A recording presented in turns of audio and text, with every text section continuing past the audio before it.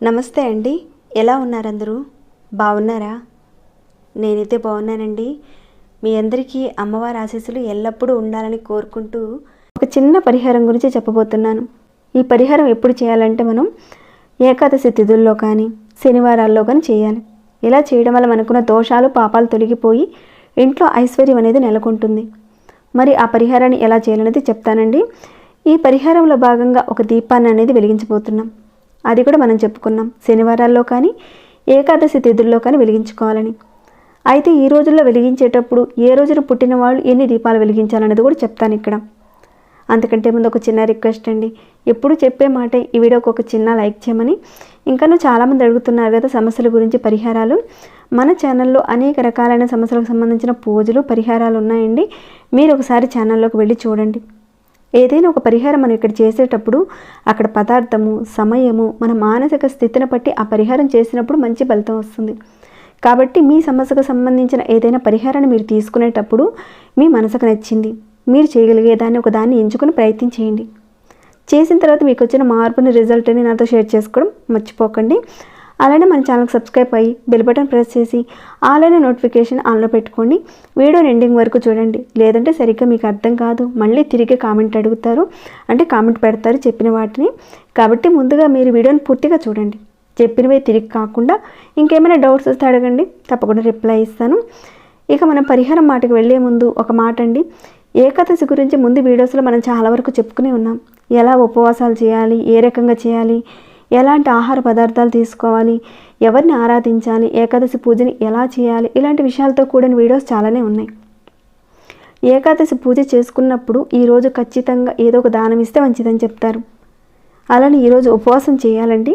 మీ శక్తిని బట్టి, మీ ఆరోగ్యాన్ని బట్టి మీరు ఎంత చేయగలుగుతారో అంత చూసుకొని చేయండి. పిల్లలకు, వృద్ధులకు ఈ విషయంలో కాస్త సడలింపు ఉంటుందని చెప్తారు. అలానే ఇతరులకు చేసిన ఆహార పదార్థాలను ఎట్టి పరిస్థితుల్లోనూ ఈ ఏకాదశి రోజున మీరు ఆహారంగా తీసుకోకూడదు. ఏకాదశి వ్రతం చేయడానికి పూనుకునేవారు దశమి రోజు నుంచే కొన్ని తప్పనిసరి నియమాలు అయితే పాటించవలసి ఉంటుందండి. చాలా వివరాలన్నీ కూడా ముందు వీడియోలో నేను చాలా వరకు చెప్పానండి. ఎవరైనా మిస్ అయ్యి ఉంటే కనుక ఆ వీడియోస్ని ఒకసారి మీరు ఛానల్లోకి వెళ్ళి చూడండి. లేదంటే నేను డిస్క్రిప్షన్ బాక్స్లో లింక్స్ని ప్రొవైడ్ చేస్తాను, చెక్ చేయండి. ఏకాదశి రోజున విష్ణుమూర్తికి పూజ చేసుకుంటారని మనందరికీ తెలిసింది. అలా ఆయన చిత్రపటం పెట్టుకోండి, చక్కగా పూజ చేసుకోండి. ఆయన చిత్రపటం లేని వారు, విష్ణుమూర్తికి సంబంధించిన అంశంలో కలిగిన వారు, రాముడు కానీ అలానే వెంకటేశ్వర స్వామివారి కానీ ఏదైనా సరేనండి, పటం పెట్టుకుని చక్కగా ఏకాదశి రోజున ఉదయమే బ్రహ్మీ ముహూర్తంలో లేచి పూజ చేసుకుంటే మంచి ఫలితాలు ఉంటాయి. అలా మీరు చేసే ఆ పూజలో భాగంగా ఇక్కడ ఒక చిన్న దీప పరిహారాన్ని చేయండి. ఈ పరిహారానికి 2 ఆకులు అవసరం పడతాయి. ఇక్కడ మీరు చూస్తున్నారు కదండి, 2 ఆకులు తీసుకోవాలి. శనివారం రోజున మనం చెట్టును తాకొచ్చు, కానీ మిగతా రోజుల్లో నేల మీద పడిన ఆకులు, ఇలాంటి పండిన ఆకులు ఉంటాయి కదండి, ఇలాంటి వాటిని మాత్రమే మన ఇంటికి తెచ్చుకోవాలి. అంతేగాని కోయడం అనేది చేయకూడదు. అలా చేస్తే మంచిది కాదు. ఆ విధంగా 2 ఆకులు ముందుగానే తెచ్చుకొని చక్కగా పసుపు నీళ్ళల్లో కడిగి తుడిచి పెట్టుకోండి. ఇక ఇక్కడ ఒక 2 మట్టి ప్రమిదలు అవసరం ఉంటాయి. కొత్తవైనా పర్వాలేదండి, లేదంటే ఇంతకుముందు ఇంట్లో ఉపయోగించిన మట్టి ప్రమిదలైనా పర్వాలేదు. వాటిని చక్కగా శుభ్రం చేసుకొని వాటికి పసుపు కుంకుమ బొట్లు అనేటివి ఒక 3 చోట్ల పెట్టుకోవాలి. ఇక్కడ చూపిస్తున్న విధంగా 3 చోట్ల అనేది పెట్టుకోవాలి. ఈ దీప పరిహారాన్ని మనం ఎప్పుడు చేయాలంటే శనివారం రోజుల్లో చేసుకోవచ్చు. అలానే ఏకాదశి తిథులు వచ్చినప్పుడు కూడా అప్పుడు కూడా చేసుకోవచ్చు. ఒకవేళ ఈ ఏకాదశి రోజున మీరు చేయలేని పక్షంలో శనివారం రోజుల్లో చేసుకోవచ్చు. మనకి అప్పుడప్పుడు ఏకాదశి తిథులు వస్తూనే ఉంటాయి కాబట్టి కాస్త మీరు నోట్ చేసుకొని పెట్టుకొని దానికి ముందుగా రావి ఆకులు తెచ్చుకొని ఫ్రిడ్జ్లో పెట్టేసేసుకోండి. ఇక మీరేం చేస్తారంటే ఒక 2 ప్లేట్లు తీసుకోండి. ఇలాంటివి తీసుకోండి, రాగివైనా ఇతరవైనా ఏవైనా పర్వాలేదండి. వాటికి ముందుగా పసుపు కుంకాల బొట్లు అనేది పెట్టించుకోండి. ఇక ఈ ప్లేట్స్ మీద రావి ఆకులు పెట్టాలి. అది ఎలా పెట్టాలంటే రావి ఆకుల యొక్క కాడ ఉంటుంది కదండి, అది వచ్చేసి దేవుడి వైపుగా ఉండాలి. కొన భాగం మన వైపుకు చూస్తున్నట్లుగా రావి ఆకులు ఇక్కడ చూపిస్తున్న విధంగా పెట్టుకోవాలి. ఈ 2 ఆకుల్లో కొద్దిగా పసుపు, కొద్దిగా కుంకుమ, అలానే కొద్దిగా అక్షింతలు కూడా పెట్టుకోవాలి. ఇక ఆల్రెడీ మీరు రెడీ చేసి ఉంచుకున్న ఆ ప్రమిదల్ని ఆ 2 ఆకుల మీద ఈ రకంగా పెట్టాలి. అంటే ప్రమిద మీద ప్రమిద కాదండి, ఇక్కడ 2 ఆకులు పెట్టాం కదా, ఒక్కొక్క ఆకు మీద ఒక్కొక్క ప్రమిద చొప్పున ఈ విధంగా పెట్టుకోవాలి. అంటే ఇక్కడ పెట్టే ఆ ప్రమిద ఆకుకి టచ్ అవ్వాలన్నమాట. అలా పెట్టిన తర్వాత ఇక్కడ నువ్వుల నూనె ఉపయోగించుకోవచ్చు దీపారాధనగా, లేదంటే ఆవు నెయ్యి మరీ శ్రేష్టమని చెప్పుకోవచ్చండి. ఆవు నెయ్యి విషయంలో మేమంత పెట్టుకోలేమండి అంటే నువ్వుల నూనె వేసుకోవచ్చు. దీనిని గంటల తరబడి వెలిగించాల్సిన అవసరం లేదండి. కనీసం ఒక అరగంట పాటు కానీ గంట పాటు వెలిగించే విధంగా మీరు చక్కగా నువ్వుల నూనె కానీ లేదంటే ఆవు నెయ్యి కానీ వేసి రెడీ చేసి ఉంచుకోండి. తర్వాత పసుపు ఒత్తులు తీసుకోండి. పసుపు ఒత్తుల్ని ఎలా తయారు చేసుకోవాలి, ఇంకా చందనపు ఒత్తుల్ని, కుంకుమ ఒత్తుల్ని, గ్రీన్ కలర్ ఒత్తుల్ని ఏ విధంగా తయారు చేసుకోవాలన్నది కూడా ఒక వీడియో పెట్టానండి. చూడని వారు ఎవరైనా ఉంటే కనుక ఒకసారి చూడండి.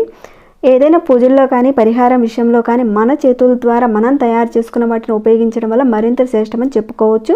అధిక ఫలితాలు కూడా ఉంటాయి. ఆ విధంగా 2 ఒత్తులను తీసుకొని ఒక ఒత్తిగా ఒక్కొక్క ప్రమిదల్లో వేయాలి. మళ్ళీ చెప్తున్నానండి, రావి ఆకు యొక్క కాడ దేవుని వైపుగా ఉండాలి, కొన భాగం మన వైపుగా ఉండేలా పెట్టుకోవాలి. అలానే ప్రమిది కూడా అదే రకంగా పెట్టుకోవాలి. దీపపు జ్యోతి కూడా అదే రకంగా వెలిగేలా పెట్టుకోవాలి. అంటే మన వైపుగా చూస్తున్నట్టు కాదండి. ఎప్పుడైనా మనం తూర్పు వైపే కదా వెలిగిస్తామో దీపారాధన, అదేవిధంగా రావి ఆకు యొక్క కాడ కూడా తూర్పు వైపుగా పెట్టుకొని దీపారాధన కూడా అదే రకంగా చేసుకోవాలి. అగరబత్తితో కానీ లేదంటే ఏకహారతితో కానీ దీపారాధన చేసుకున్న తర్వాత చక్కగా పూలతో అలంకరించండి. ఇక్కడ చేసే దీపారాధన విష్ణుమూర్తికి వెళుతుంది కాబట్టి విష్ణుమూర్తికి చక్కగా మనం పసుపు పూలతో అలంకరించుకోవాలి. అంటే ఆ దీపారాధనలోనే విష్ణు భగవానుడు ఉన్నాడని మనం భావించుకొని పసుపు పూలతో చక్కగా అలంకరించండి. పసుపు పూలు దొరకని పక్షంలో మీరు సువాసన కలిగిన పూలతో చక్కగా అలంకరించండి. ఈ విధంగా చేయడం వల్ల జీవితంలో దోషాలు పాపాలు ఏవైనా ఉంటే అవన్నీ కూడా తొలగిపోతాయి. ఈ దీపపు పరిహారం వల్ల మనకి అష్టైశ్వర్యాలు సిద్ధిస్తాయి. అలానే రావి చెట్టులో ముక్కోటి దేవతలు కొలువై ఉంటారు. అందుకని రావి చెట్టు కింద కూర్చొని ఉన్న గణేశుని పూజించడం చాలా మంచిదని చెప్తారు. మంచి ఫలితాలు ఉంటాయి. రావి చెట్టు మూలలో బ్రహ్మ, మధ్యలో విష్ణు, ఆకులు పైభాగంలో శివుడు ఉంటాడని మనం నమ్ముతూ ఉంటాం. అందుకే రావి చెట్టు ఆకుల మీద దీపారాధన చేస్తే చాలా మంచి ప్రయోజనాలు ఉంటాయి.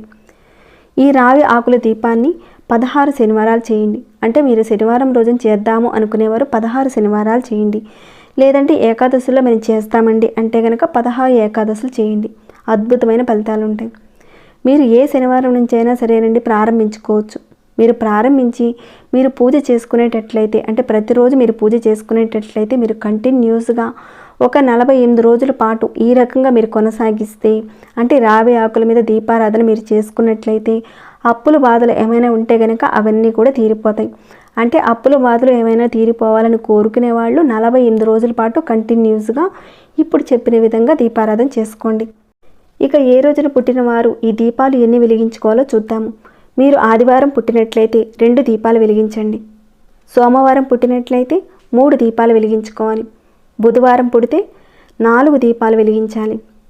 గురువారం పుట్టినవారు 5 దీపాలు. శుక్రవారం పుట్టినవారు 6 దీపాలు.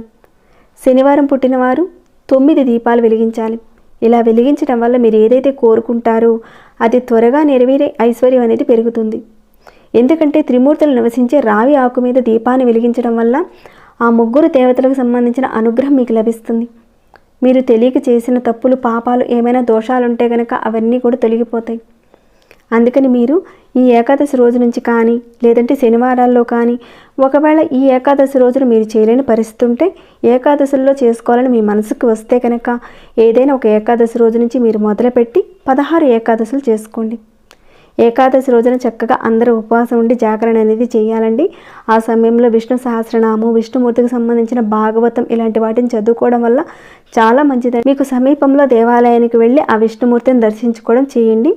తప్పకుండా మీరందరూ చేస్తారని నేను భావిస్తున్నానని. ఇదండి ఈ వీడియో మీకు ఎలా అనిపించిందనే మాట చెప్పండి. ఇంకేమైనా డౌట్స్ ఉంటే అడగండి, తప్పకుండా రిప్లై ఇస్తాను. ఇంకా లైక్ చేయకుండా ఉంటే ఒక చిన్న లైక్ చేయండి. సబ్స్క్రైబ్ కాని వారు మన ఛానల్కి సబ్స్క్రైబ్ చేసుకుని ప్రతిరోజు మన ఛానల్లో ఉన్న వీడియోస్ని చూస్తూ ఉండండి. మరొక భక్తి వీడియోలో మళ్ళీ మిమ్మల్ని కలుసుకుంటాను. అంతవరకు సెలవు.